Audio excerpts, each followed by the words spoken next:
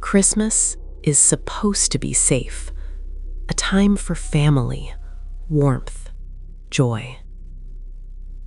But these 4 stories are different.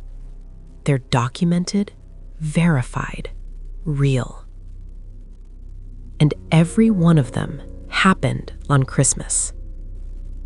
On Christmas Eve, 1945, the Sodder family was celebrating in their home in Fayetteville, West Virginia. George and Jenny Sodder had 10 children. 5 of them were upstairs sleeping.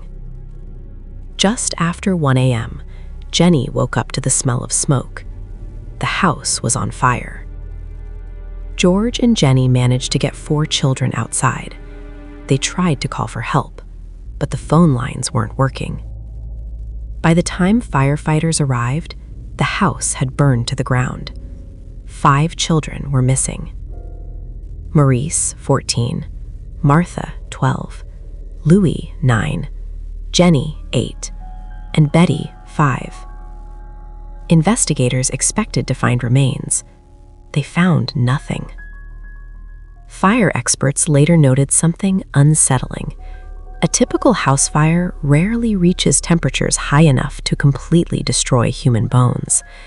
Yet in the Sodder home, no identifiable remains were recovered, not even fragments. What followed raised even more questions. A witness later reported seeing children matching their descriptions, riding in a car with a woman they didn't recognize that same night. Investigators discovered the phone lines hadn't been damaged by the fire. They had been cut. George Sodder's truck, which he needed to reach the attic, wouldn't start. Later inspection showed the distributor cap had been removed. Someone had tampered with it.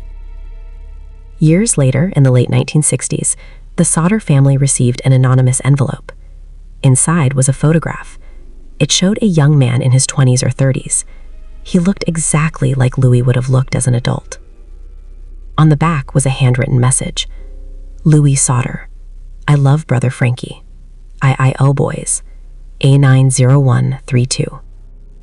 The postmark was from Kentucky. There was no return address. The Sodders hired private investigators. Nothing was ever confirmed. George and Jenny Sodder died without answers. To this day, no one knows whether those 5 children died in the fire or if they were taken on Christmas Eve. The case remains one of America's most enduring mysteries. Christmas morning, 1929, Germantown, North Carolina. Charles Lawson was a tobacco farmer, a husband, and a father of 8. That morning, he did something unusual. He dressed his family in new clothes and took them into town for a professional family photograph. Neighbors later said he told them he wanted to celebrate Christmas properly that year. They returned home around noon. Within hours, 7 members of the family were dead. Charles Lawson walked to the barn and shot his daughters Carrie and Maybelle. He then returned to the house. His wife, Fanny, was on the porch. He shot her. Inside the home were his remaining children, Marie, 17, James, 4, Raymond, 2, and Mary Lou, just 4 months old. He killed them all. Afterward, Charles Lawson carefully arranged their bodies, arms crossed, stones placed beneath their heads like pillows. Then he walked into the nearby woods and took his own life. 1 child survived. Arthur Lawson, the eldest son, had been sent on an errand that morning. He returned home to find the rest of his family dead. The case made national headlines. Investigators searched for a motive. They found no financial collapse, no confirmed mental illness, no history of domestic violence. Some rumors circulated. None were ever proven. The Lawson home later became a tourist attraction before being torn down. But the question remains unanswered. What happened that Christmas morning that turned a father against his entire family? Christmas Eve, 2007, Carnation, Washington. 6 members of the Anderson family were preparing for Christmas at their home. That evening, Michelle Anderson arrived with her boyfriend, Joseph McEnroe. What followed was later reconstructed through 911 records, police reports, and court testimony. Michelle and Joseph murdered Wayne Anderson and his wife, Judy. They then killed Wayne's son, Scott Anderson, and Scott's wife, Erica. 2 small children were also killed. Olivia, 5 years old. Nathan, 3. All 6 were shot. Afterward, Michelle and Joseph left the bodies in the home. They drove to another town, went shopping, had dinner. They acted as if nothing had happened. The bodies were discovered the next day when relatives came for Christmas. Police arrested both suspects within hours. During interrogation, Michelle Anderson showed no remorse. Court records revealed the motive was financial. Michelle believed she was entitled to her father's property. When he refused, the murders were planned. Both Michelle Anderson and Joseph McEnroe were convicted. Each received life sentences without the possibility of parole. The home was later demolished. The property remains empty. Christmas Eve 2008, Covina, California. The Ortega family was hosting their annual Christmas party. About 25 people were inside. Music was playing. Children were opening presents. At around 11:30 p.m., there was a knock at the door.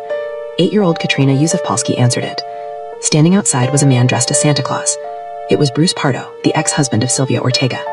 Their divorce had been finalized just days earlier. Katrina recognized him. She said, "Uncle Bruce." He shot her.